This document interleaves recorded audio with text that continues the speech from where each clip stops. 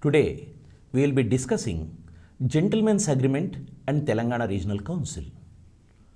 Gentleman's Agreement, a very important agreement, very important topic in the entire discourse of Telangana. We have started Telangana movement in 1952 for a separate statehood.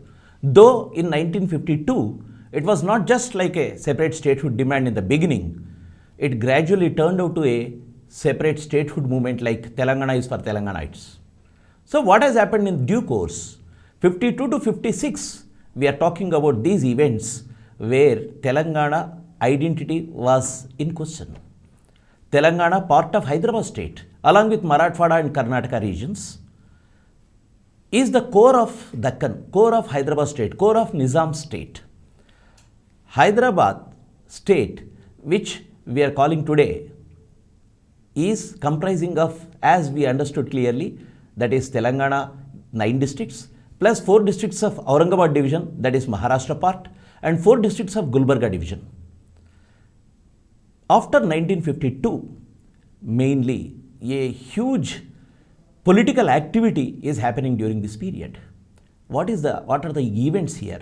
And that culminated into an agreement which we call as Gentleman's Agreement. In Telugu we call it as Pedda Manushula Oppandam. And what are the provisions in that? Why Gentleman's Agreement paved way for the creation of Andhra Pradesh? How pro-Telangana stance of the Congress leaders or some of the leaders like Burugula Ramakrishna Rao gradually shifted towards the merger with the Andhra State, and how a new state known as Andhra Pradesh has been formed, we'll be discussing today. So Gentleman's Agreement is an essential point in the entire discourse of Telangana.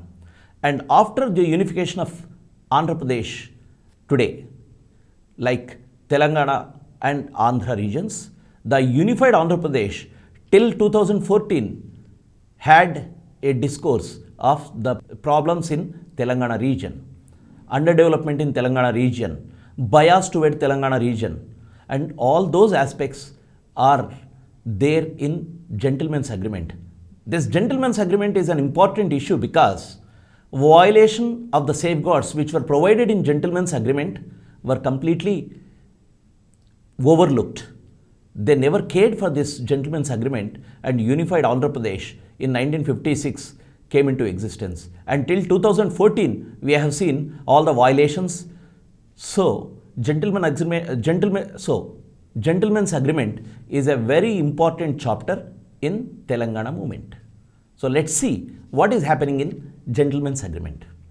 The background first, provisions and recommendations, and then what is Telangana Regional Council, then what is its composition, performance, and all those things. Then violation of safeguards. This entire portion is put together as Gentleman's Agreement and the provisions and violations. Though we may not take violations today itself, we will talk about the Gentleman's Agreement, its important points, why those points are so important, and how a new state of Andhra Pradesh came into existence because of this agreement. The background first. What was happening after 1952 Mulku movement? Already from 1949 onwards, in Andhra of Madras province, there was a debate, there was a perfect lobbying, there was completely a campaign for Vishal Andhra. Vishal Andhra, it means it includes all the Telugu speaking areas of India. They even had a big map where Chhattisgarh part and Orissa parts of Telangana, Telugu speaking areas were incorporated into Vishal Andhra. But of course, those parts are completely disputable. So now they were mainly focusing on the Telugu speaking areas of Nizam state or Hyderabad state. So after 1952 Mulki movement, they have increased their lobbying. And from 49 to 52, the Vishalandhra activists were coming into Hyderabad. They were participating in the meetings. They were holding meetings in like cities like Warangal. Ayyadevara Kaleshwar Rao came to Warangal and proposed why a Vishalandhra is a necessity for the Telugu speaking people of this region. And even some of the important personalities like Madapati Hanumantrao or some other people are also attending such meetings in Warangal, and they are having, at least they could speak about Vishalandhra even in Telangana region, and this is their campaign. After 1952 Mulki movement, it is very clear that Telangana people are not for Vishalandhra because students, youth and the people were agitating for the rights of Telanganites. The basic contradiction was with Andhras. So there is no question of merging with Andhra State and forming a huge thing. So now the whole program has changed. They have went into lobbying method. From 1952 onwards, they lobbied with center. This is the main aspect. Vishalandhra meetings are being held, but it will not bring United Andhra Pradesh. What brought United Andhra Pradesh into existence is the lobbying with the center. Second aspect is Nehru, though he was not agreeing to the intentions of Andhra on day one when the Andhra State was unveiled during the inauguration of during the inauguration of Andhra State in Kurnool, when some of the journalists asked about Vishalandhra, he said that Vishala means the broad Andhra, or Vishala is a very wrong word. It connotes the imperialist designs of expansion. He was saying that. But he himself was instrumental in the merger of Telangana with Andhra and formation of Andhra Pradesh. Why? This is the second important aspect. Hyderabad State, which was a thorn in Indian Union because of its application in United Nations. They have sent a representation. In 1948, when accession was happening, Nizam has sent a representation to United Nations. First, he approached Clement Attlee, the Prime Minister of Britain. Then he approached Truman, the US President, and these things could not pave way for the independence of Hyderabad State. He went to United Nations, Nizam. So, United Nations application is always a critical and an important aspect for Indian sovereignty or Indian states' political diplomacy in the international arena. So, what is happening? At some point of time, like Pakistan may raise this issue. So, they wanted to dismember, means dissolve the Hyderabad State as it is what we see today. Hyderabad State, as we see, is comprising of Maharashtra, Karnataka parts and Telugu speaking areas of Nizam State, that is Telangana. Now, if we dismember this entire Hyderabad State into Marathi speaking areas shifted to Maharashtra, Kannada speaking areas to Karnataka and Telugu speaking areas merged with Andhra, where is Hyderabad today? So that was the second important aspect for the merger of Telangana region with Andhra, paving way for Andhra Pradesh formation. So these two things are important. Then lobbying for Vishalandhra, assuring for protection of rights of Telangana. Now they are talking about the rights of Telangana. Why the question of rights are coming here? Because in 1952, when the Gair Mulki slogans were there in Telangana, they were raising the slogans because Mulkis are occupying their posts. Now the safeguards, now the employment, now the self-respect, because they were belittling the Telangana language and culture too, though not in a big way as they did in the latter period. So all these things put together, the issue of safeguards, issue of protection of rights of Telangana came to the fore. So in this whole process, Congress, many Congress leaders, though they were for Telangana, in the next stage, they gradually shifted their loyalties towards Vishalandhra. You can take the instance of Burgula Ramakrishna Rao like leaders also. Burgula Ramakrishna Rao, when he toured Telangana completely, and he said when he went to Delhi, if we tour Telangana, you will see the sentiment of the people. They are for Telangana. People are not ready for merger with Andhra. But what has happened? After coming from Delhi, Burgula Ramakrishna Rao, because of the pressure from the High Command, pressure from the center, pressure from the Central Congress leadership, like Thaber, who was the President of Congress. So, he had to change his position and he was ready for merger with Andhra. That was the major aspect which has shifted the whole weight or the equilibrium towards Vishalandhra. And another aspect is there. Apart from Congress, the other major force in Telangana, that is Communist Party of India, they were for Vishalandhra because they were winning seats from Telangana, no doubt. But their main stake and other areas like in Andhra, the whole leadership is from Andhra, central leadership, that is state leadership, Punchalapalli Sundaraya, Chandrarayeshwara, all these leaders are from Andhra. And if the influence of Telangana of CPI can be extended to Andhra region, they can win over the Andhra State, Andhra Pradesh State, future Andhra Pradesh State. This was their intention.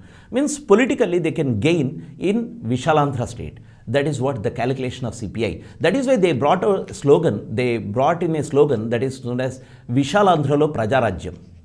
People's rule in Vishalandhra. So this is the second force which is influential. So Congress and Communists, these two main forces, when they are agreeing to it, this paved way for the creation of Vishalandhra. So, when there is at least a common ground for discussion, means the leaders of the Congress could be summoned to Delhi to discuss the issues with the center or issues with the other party, that is Andhra leadership, so that they can resolve the issues and come to an agreement and make Vishalandhra a reality. This was the intention of the Congress. G.B. Pant, then the Home Minister, advised the Congress leaders of both the regions. One is Andhra region and the other is Telangana people. So these representatives were summoned to Delhi and these people met in Delhi in Hyderabad House. Hyderabad House is a very palatial, a beautiful house which is Nizam's property.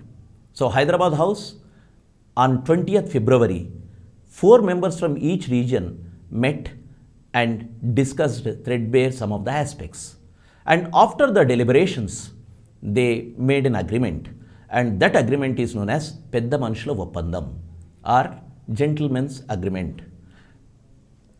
The participants of this Gentleman's Agreement, the signatories of this Gentleman's Agreement from Andhra State, Bejawada Gopal Reddy, Chief Minister of Andhra State, Neelam Sanjeev Reddy, Deputy CM of Andhra State, who becomes CM after Andhra Pradesh formation, Gautu Lachanna, Minister in Andhra Pradesh, Minister in Andhra. Gautu Lachanna, remember about this man? He is always a votary of Telangana in the next phase. Though he signed Pedda Manusula Oppandam or Gentleman's Agreement, he was more with Telangana issue in the next phase. He was supporting Telangana. He and N.G. Ranga were consistently talking or helping the Telangana argument, though they were from Andhra. And the fourth man from this Andhra side is Alluri Satyanarayana Raju, Minister of Andhra. Then from Telangana, it was Burgula Ramakrishna Rao, the CM, K.V. Rangareddy, Minister Telangana, a strong votary of Telangana, though Burgula has shifted his stance from separate Telangana to unified Andhra. K.V. Rangareddy consistently was with Telangana. Even in 70s also he was talking about the loss of Telangana because of this Gentleman's Agreement. Then Marri Channareddy, Minister in the cabinet of Burgula Ramakrishna Rao, a doctor by profession, nephew of K.V. Rangareddy. Marri Channareddy was very strong leader from Telangana region and he played important role in many of the Telangana movements. Like in 1969 and again, you can see Marri Channareddy's role in Telangana region by Telangana Praja Samiti, who was criticized for merging TPS with Congress and completely watering the whole Telangana movement of 1969. Then J.V. Narasimha Rao, a Congress leader from Lakshetipeta and a strong votary of separate Telangana. So these 4 people were the signatories in this Gentleman's Agreement. Gentleman's Agreement has some salient features. First of all, we have to understand any agreement should have a conceptual aspect. That conceptual aspect will pave way for the other points in future. For example, status of Telangana. How do you view the status of Telangana in Gentleman's Agreement? The formulation is Telangana area will be treated as one region. This is for convenience and temporary state. One legislature for the state there will be. There will be unified legislature, only one assembly as the sole law-making body of the state. One governor for the state, no doubt. And council of ministers will be one. But Telangana will be treated as one region inside Andhra Pradesh.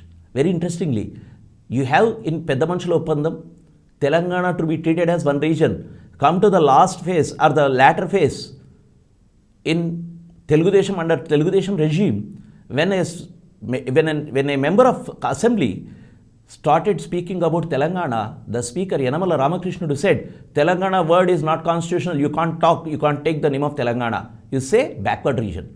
So that is a tragedy. So here in gentleman's agreement, it is very clear that this Telangana can be treated as a region, means it is a region and it can be taken, but it was banned in the latter stages. That is how we can see at every step of agreement or the next formulations or next implementations, all the violations or discrepancies paved way for the movement further.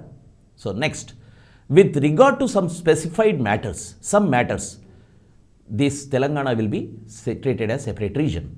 What are the specified matters? We will see under the chapter, under the subheading Telangana Regional Council.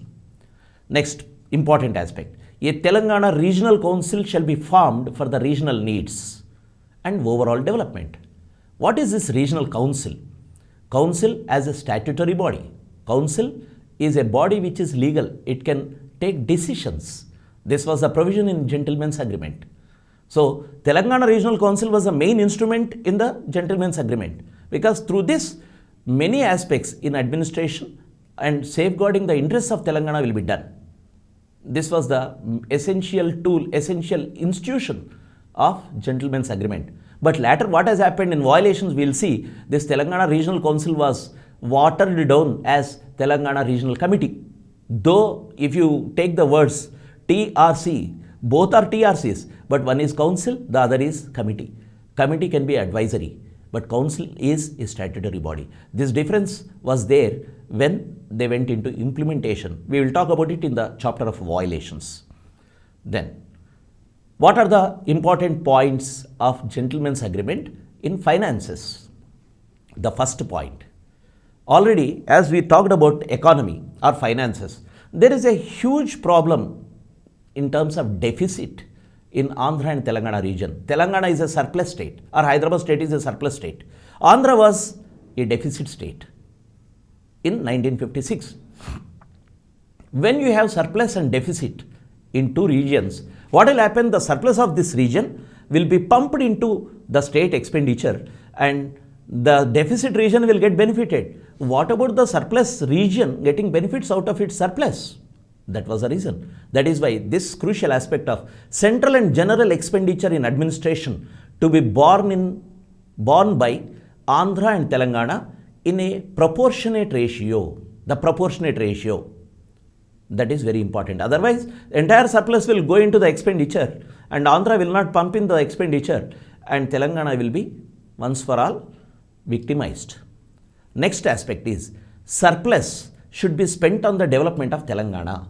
Since Telangana is a budget surplus state, expenditures, once they have taken with proportionate ratio, that proportionate ratio has been taken and the surplus is remaining with Telangana. This surplus should be spent on the development of Telangana. You can't put it in the common account and go for the development of entire state. That is the second provision regarding finances. And third is, review will be done only after 5 years. Till then, this arrangement should be there. This is regarding the finances. Then coming to the other aspect, which is very crucial in terms of students and youth, education. Already as we understood that there is a huge gap between the educational facilities in Telangana and Andhra region. In Andhra region, number of educational institutions grew under the British rule. In Telangana, though under Nizam state, there were efforts to bring in educational institutions, it is not as high as in Andhra region. One of the statistics speak that some districts like Guntur will have had more institutions than entire Telangana put together. So what will happen? Students will be less privileged to avail the infrastructure or facilities. So this underdevelopment in terms of education should be balanced. So the first point is developing educational institutions in Telangana is a very must. Once you develop the educational institutions, you can bring that balance. So admissions in Telangana region, Telangana's educational institutions, including technical, very important, including technical, because in those days, ITIs, polytechnics, played an important role. Huge number of students were taking into ITIs and polytechnics. including technical to be reserved to Telangana students only. It means in Telangana, if at all the admissions are to be done, Telangana region admission should be given to only Telangana students, not open for all. Because there is a huge number in Andhra region, and if it is open unreserved, they will pump in or they will be coming in, flowing into Telangana, and Telangana students will not have seats. That is the reason. Or there is a provision, very interesting provision. If you are not allowing the reservation to be completely for Telangana students in education institutions of Telangana, then at least 1/3 of the seats in the entire state should be reserved for Telangana students. This 1/3 seat provision is a very important provision. If you are not allowing Telangana students to study here, 1/3 seat. But can you see any Telangana student in the latter phase also, 1950s, 60s, 70s, Telangana people going and studying in Andhra, Rayalaseema regions, you don't see. It's a reverse flow. Everyone will be pumping into Hyderabad or Telangana region. But no Telangana student went there. Very few exceptions. But the first provision is the correct provision, that is reservation for Telangana students in Telangana institutions. Then, about the employment. When a new situation is arising, what will happen? There will be again an imbalance. For example, when merger happened with Indian Union or accession happened with Indian Union, Hyderabad state had 10,000 army. Indian army is also there. Do you think Indian army will take all this 10,000 into its army? No. Many armed forces will be retrenched. So retrenchment will be done whenever there is a new arrangement in terms of new governments or new mergers. So here, when Hyderabad is merging with Telangana, Hyderabad means Telangana, part of Hyderabad is merging with Andhra. When two regions are coming together, there is a doubt, there is an apprehension that some jobs will be retrenched. So if jobs are reduced after merger, it should be done in a proportionate ratio, not haphazardly. That was the condition. And Andhra leaders, definitely they have promised that there is no need to reduce jobs because we have a huge territory, huge place, huge area, so we need not reduce jobs. This was the promise they have given, but this is still a promise in the gentleman's agreement. And about the next recruitments, now it's into one state. When you are into one state, single state, who has to be recruited? Is it Telangana will get priority or Andhra get priority? Or what is that? Merit. Then when you say merit, already apprehensions are there in Telangana people.